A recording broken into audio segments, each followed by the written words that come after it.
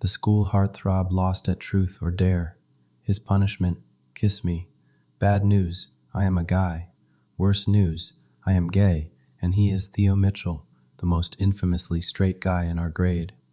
I braced myself, expecting him to flip and storm off. But then he just charged. I had drawn the king card. "Where is the jack?" I asked, holding it up. "This one," someone replied. "Theodore." The moment his name was mentioned, the room erupted in teasing laughter. Finally, it was his turn. "Biggest dare," someone hooted. Theo lounged across the sofa, long legs casually spread, slender fingers pinching the jack card. He glanced at it, brow furrowed. No one dared assign the dare themselves.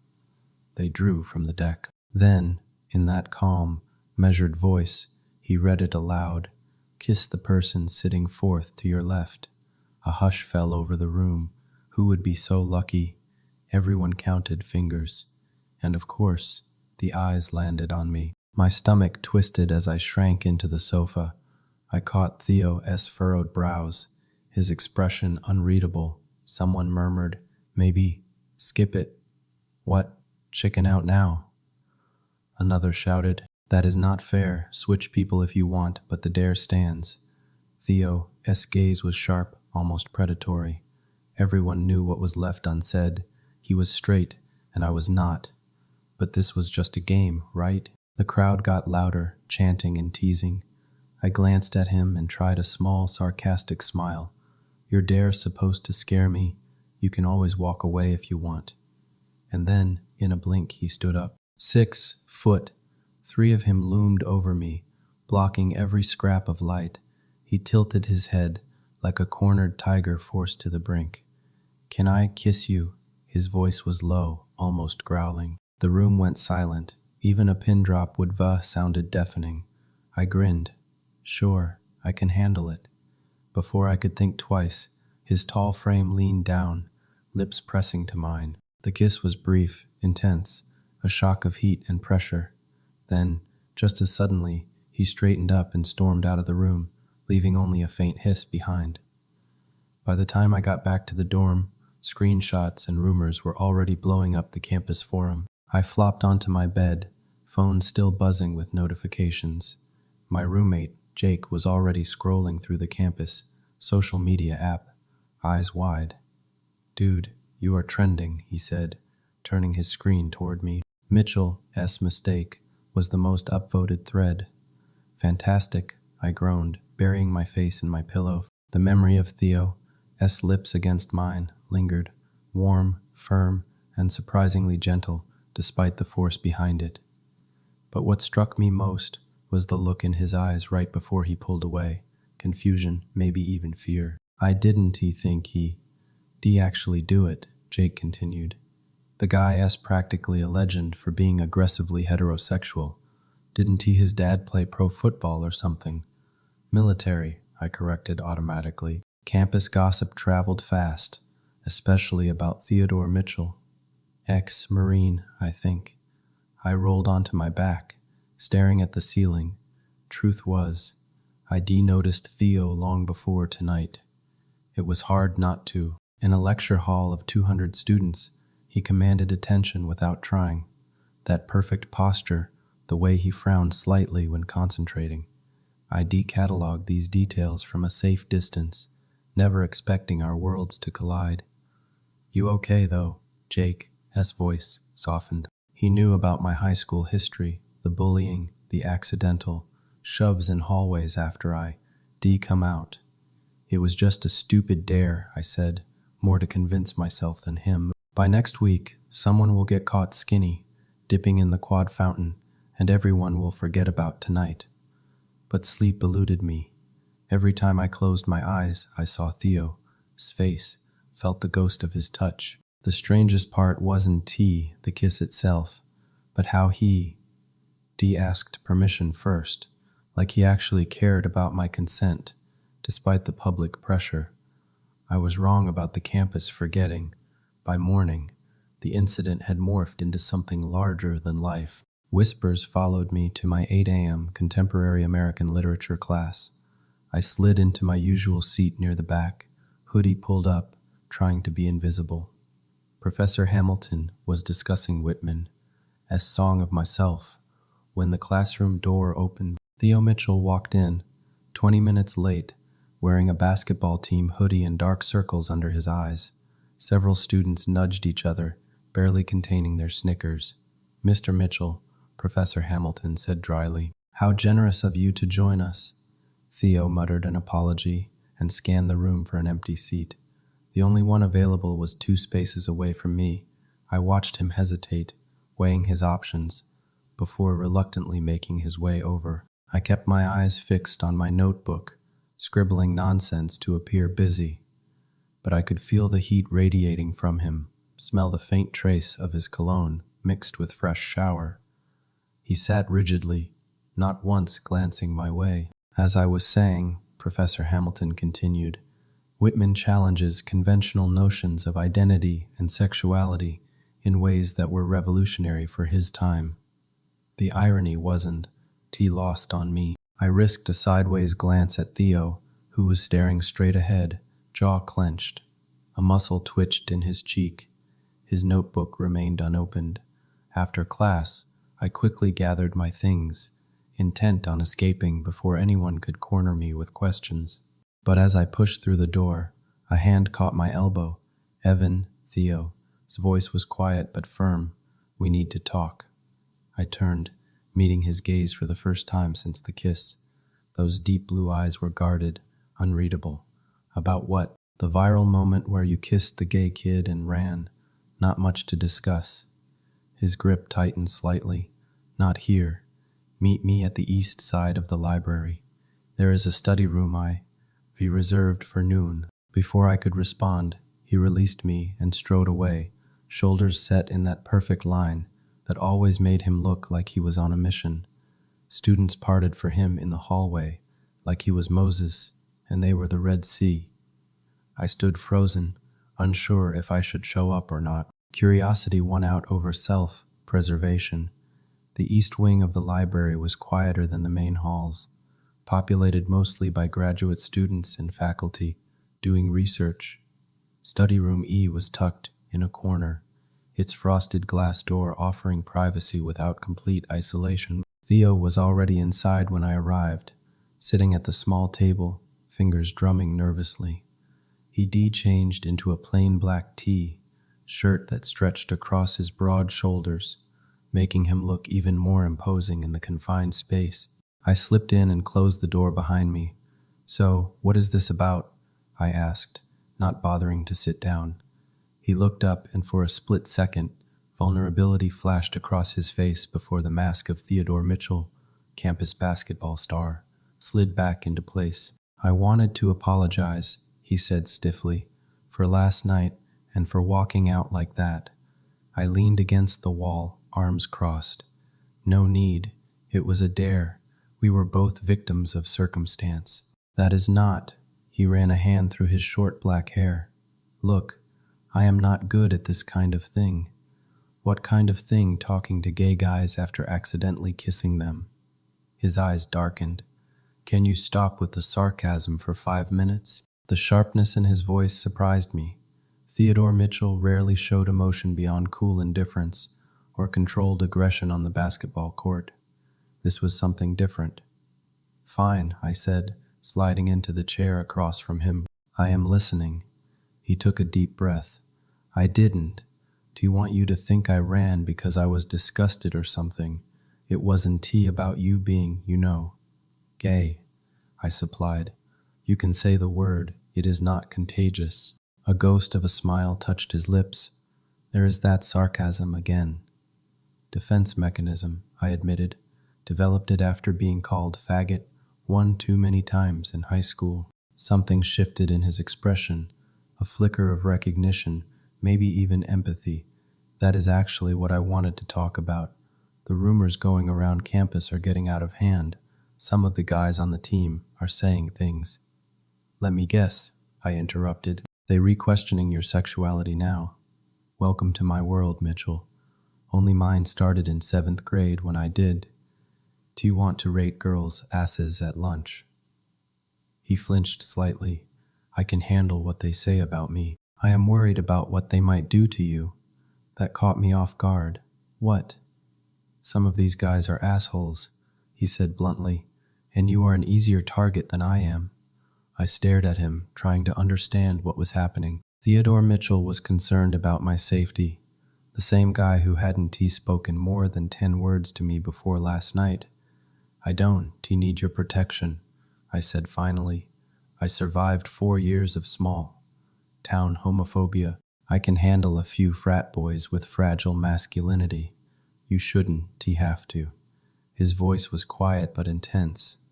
Look, I know we don't know each other well, but we don't know each other at all, I corrected. He looked directly at me then, those deep blue eyes piercing through my defenses. I know you are always reading poetry books that aren't assigned for class. I know you drink those disgustingly sweet caramel lattes and always leave half of it unfinished. I know you wear the same threadbare sweatshirt when you are stressed about exams. My heart stuttered. How do you? We've had 3 classes together since you started here, he said simply. I noticed things. The implication hung in the air between us, heavy with possibility. I'd been so careful to stay under the radar, to blend in after years of standing out for all the wrong reasons. And yet, Theodore Mitchell had been watching me all along. Why did you really ask me here? I finally managed. He looked down at his hands. I don't know, he admitted. I just needed to see you before I could process what that meant. His phone buzzed. He checked it and frowned. Coach is calling an emergency practice. I have to go. He stood, towering over me again, but this time it didn't feel intimidating. It felt like he was reluctant to leave. Evan, he said my name like he was testing how it felt on his tongue. Can we talk again? Maybe somewhere less institutional? Against my better judgment, I nodded. You know where to find me, apparently. As he reached for the door, I could help adding, for what it is worth. You are not a bad kisser, Mitchell. The look he gave me over his shoulder, part surprise, part something deeper, stayed with me long after he was gone. 3 days passed without a word from Theo. The campus buzz had begun to die down, replaced by midterm anxiety and rumors about the dean's divorce. I convinced myself our library meeting had been a one-time thing, his conscience needing absolution before returning to his perfectly heterosexual life. I was curled up in my favorite spot in the campus coffee shop, a worn copy of Ocean Vuong's Night Sky with Exit Wounds, open on my lap, when a shadow fell across the page. Is this seat taken? I looked up to find Theo standing there, holding 2 coffee cups. He was dressed down in jeans and a simple gray hoodie, hair slightly damp like he just showered after practice. Depends on what is in those cups, I replied. Closing my book, he placed one in front of me, caramel latte, extra whipped cream, light on the actual coffee, just how you like it. I stared at the cup, then back at him. That is disturbingly accurate. Like I said, I noticed things. He sat down, taking a sip from his own cup. Black coffee, no doubt. Stalking is a crime in all 50 states, you know, I said, but there was no bite to my words. It is not stalking if we in the same places anyway, he countered, a hint of a smile playing at his lips. It transformed his face, softening the sharp edges that usually kept people at a distance. I took a sip of my latte. Perfect temperature, exactly how I liked it. So, to what do I owe this coffee delivery service? More concerns about campus bullies. He shook his head. No, He hesitated, fingers tapping against his cup. I wanted to ask you something. My stomach tightened. Here it comes, I thought. The request to keep quiet about what happened, to not make things weird for him. Would you help me with Professor Hamilton's midterm paper? He asked instead. I blinked, thrown completely off guard. That is what you wanted to ask me. He nodded, looking almost shy. I've seen your contributions in class. You understand Whitman in ways I don't, and I need to maintain my GPA for my scholarship. It was such a normal request, so unexpected after the tension of our last meeting, that I found myself laughing, his brow furrowed. "What is funny?" "Nothing," I said, still smiling. "It is just, of all the things I thought you might want from me, academic help wasn't on the list." "What did you think I wanted?" he asked, leaning forward slightly. Our eyes met, and something electric passed between us. I looked away first. "Never mind," I said quickly. "Sure, I'll help you with Whitman, but fair warning, I am not an easy tutor. I expect actual effort." "I can handle it," he echoed my words from the night of the dare, a subtle reminder of what had brought us to this point. We set up a study schedule, Tuesday and Thursday evenings in the quiet corner of the library, third floor. As he got up to leave for practice, he paused. "That book you are reading," he nodded toward Vuong's poetry collection. "Is it good?" "It is brilliant," I said honestly, "but it is not exactly light reading. Maybe I could borrow it sometime." The question felt weighted with something beyond literary interest. "Sure," I replied, surprised. "Just don't expect Whitman. Vuong's poetry is rawer, more personal. I like personal," he said quietly, then walked away before I could respond. Our first study session started awkwardly. Theo arrived with a notebook full of half-formed ideas about Whitman's use of the body as metaphor, but he seemed distracted, constantly glancing around, as if worried about being seen with me. "If you are uncomfortable being here, we can reschedule," I finally said, after he checked over his shoulder for the third time in 10 minutes. "What? No, I am fine," he insisted, focusing back on me. "You keep looking around, like you are expecting the heterosexuality police to bust in and revoke your straight card for sitting with me." He had the grace to look embarrassed. "Sorry, it is not about you. It is." He trailed off, then admitted, "My dad's in town. Surprise visit. He likes to check up on campus sometimes." "Ah," I nodded, understanding immediately. "The ex-Marine, right?" "Yeah," his jaw tightened. He wouldn't approve of this. "Of you getting academic help?" I raised an eyebrow. "Of me spending time with—" He hesitated. "A guy like me," I finished for him. "Got it." "That is not what I meant," he said quickly. "My father has very specific ideas about what his son should be, who his son should be." There was a heaviness in his words that resonated with me. I knew all about parental expectations. My own father had barely spoken to me for months after I came out, until my mother finally gave him an ultimatum. "Well, unless he regularly patrols the third floor of the library, I think we re-safe," I said, attempting to lighten the mood. "Now, about your thesis statement. It needs work. Whitman is just writing about the physical body. He is challenging the very boundaries between bodies, between self and other." Theo leaned forward, actually listening as I explained. His blue eyes narrowed in concentration, and I found myself noticing details I'd previously overlooked. The tiny scar at the corner of his right eyebrow, the way one side of his mouth lifted slightly higher than the other when he was thinking deeply. "So it is like he is saying our identities aren't as fixed as we think they are?" Theo asked, surprising me with his insight. "Exactly," I said, genuinely impressed. Whitman was revolutionary because he suggested that the boundaries we create between people, between identities, are artificial and frightening, Theo added quietly. "If those boundaries aren't real, then what is keeping us from—" He trailed off, eyes meeting mine. "From what?" I prompted. "From becoming something else, someone else." His voice was barely above a whisper.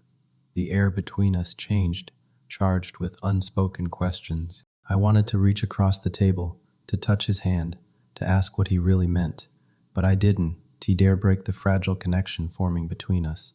Instead, I said, "That is actually really good. You should incorporate that idea into your paper." He nodded, breaking eye contact to scribble in his notebook. We continued working, the conversation shifting back to safer academic territory, but something had shifted between us. A door cracked open just enough to let in a sliver of light. As we packed up at the end of our session, Theo asked, "Same time, Thursday." "I'll be here," I promised. He hesitated, then said, "Thanks, Evan. Not just for the help with Whitman." "For what, then?"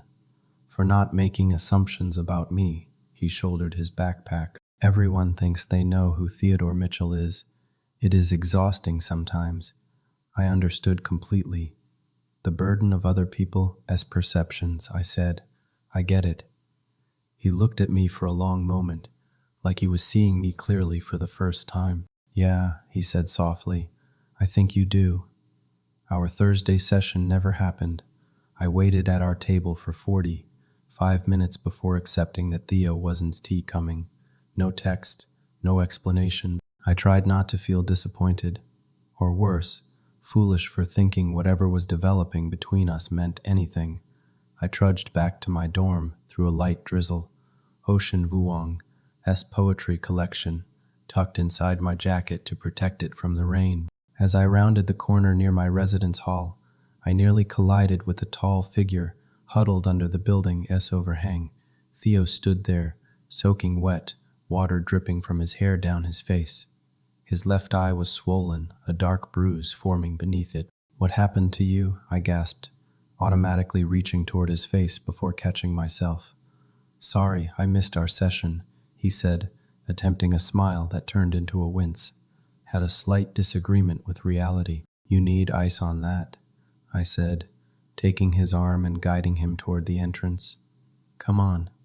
He followed without resistance, which worried me more than the bruise. Theodore Mitchell didn't show weakness, and he certainly didn't let himself be led around by someone half a foot shorter than him. Jake was out.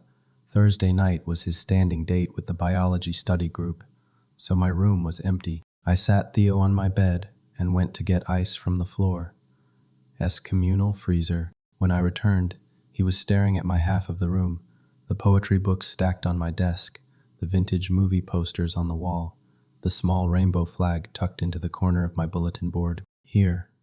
I handed him a makeshift ice pack wrapped in a clean shirt. "Want to tell me what happened?" He pressed the ice to his eye, wincing slightly. "My father happened." My stomach dropped. "Your dad did this?" "Not directly," Theo said, his voice flat. "He saw us at the library on Tuesday. Apparently, he was meeting with some alumni fundraising committee. He waited until today to confront me about it." "Confront you about studying?" Theo's laugh was bitter. "About studying with that type of boy," were his exact words. "He has been suspicious since high school, always pushing me to date more girls, to be more of a man, whatever the hell that means." He lowered the ice pack, looking at me directly. "We argued," he said things. "About you, about me." I told him to leave.